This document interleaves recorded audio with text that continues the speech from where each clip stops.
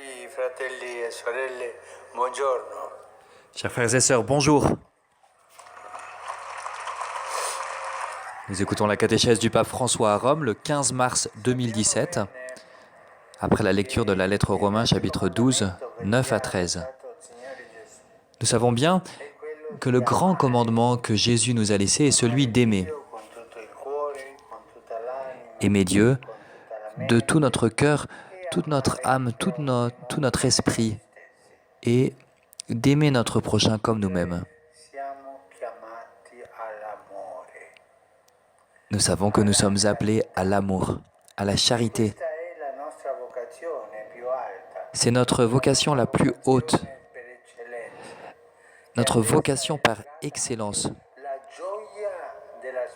Avec elle vient aussi la joie de l'espérance chrétienne.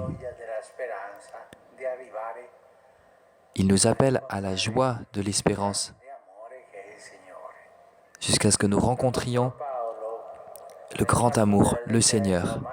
L'apôtre Paul, dans le passage de la lettre aux Romains que nous venons d'entendre, nous met en garde contre le risque que notre charité soit hypocrite, que notre amour soit hypocrite. Alors nous devons nous poser la question, quand cela arrive-t-il ? Quand sommes-nous guettés par l'hypocrisie ? Comment pouvons-nous être sûrs que notre amour est sincère, que notre charité est authentique, que nous ne faisons pas semblant de pratiquer la charité, que notre amour n'est pas un feuilleton de télé, un amour sincère, un amour vrai, fort. L'hypocrisie peut s'immiscer partout, même dans notre manière d'aimer. On s'en rend compte quand notre amour est un amour égoïste, quand il vient d'intérêts personnels. Et parfois, nous avons vraiment des intérêts, des amours personnels,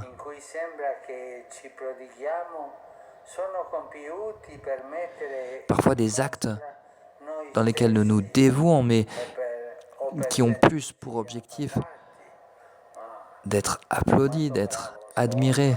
Oh là là, je suis si bon. Ça, c'est de l'hypocrisie.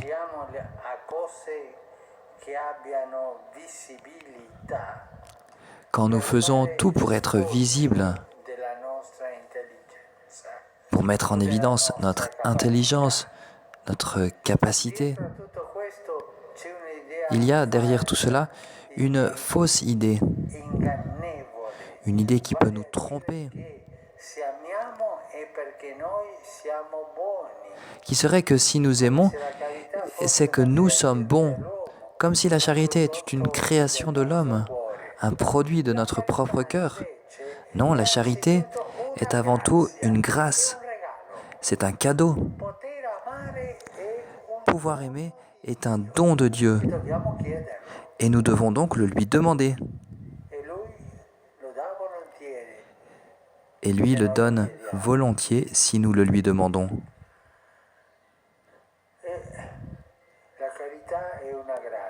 La charité est une grâce.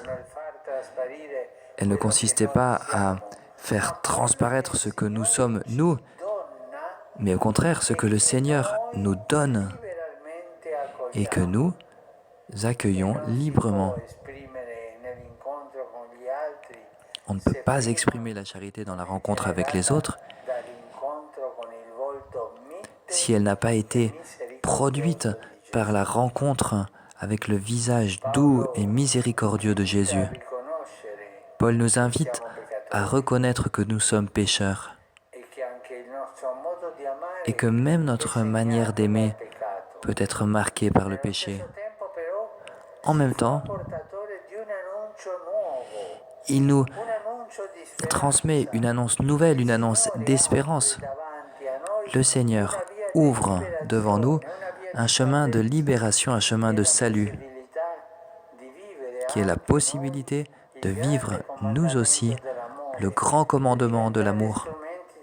de devenir des instruments de la charité de Dieu. Et cela se produit quand nous nous laissons guérir et renouveler dans notre cœur par le Christ ressuscité.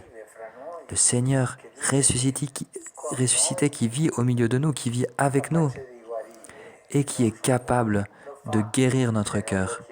Il le fait si nous le lui demandons, si nous l'en prions.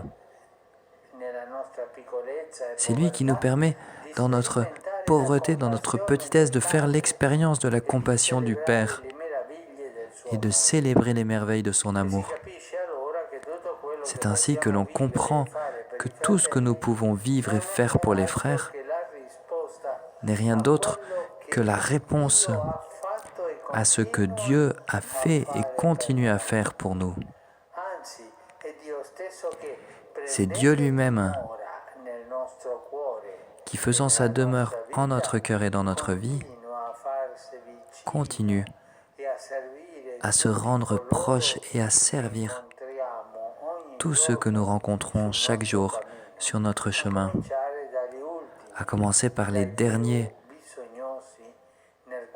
les plus nécessiteux, ceux en qui il se reconnaît lui en premier.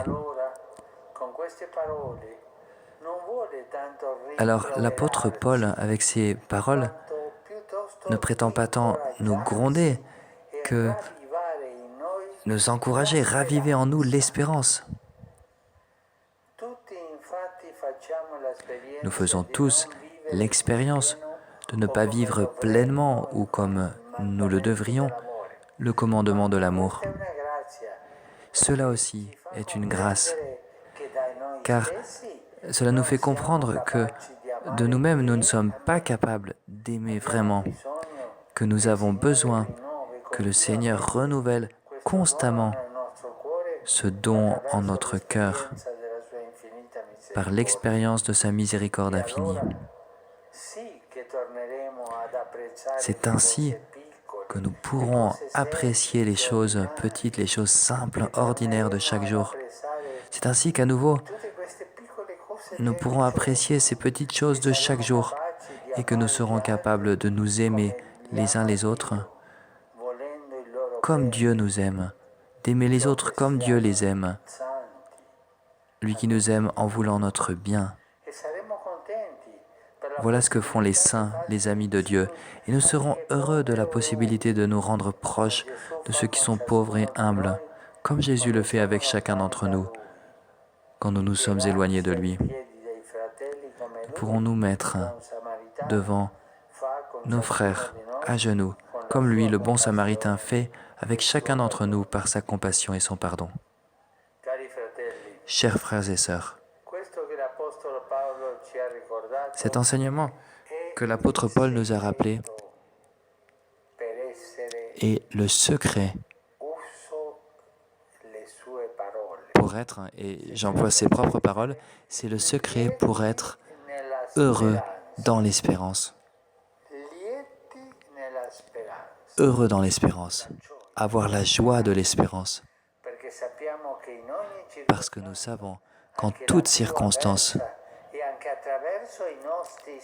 même la plus contradictoire et désagréable, même dans nos échecs, l'amour de Dieu ne nous manque pas.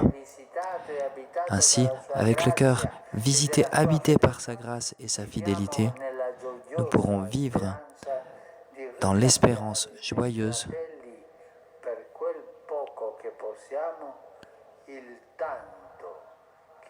de redonner à nos frères, dans cette petite mesure, ce que nous recevons chaque jour de lui. Merci.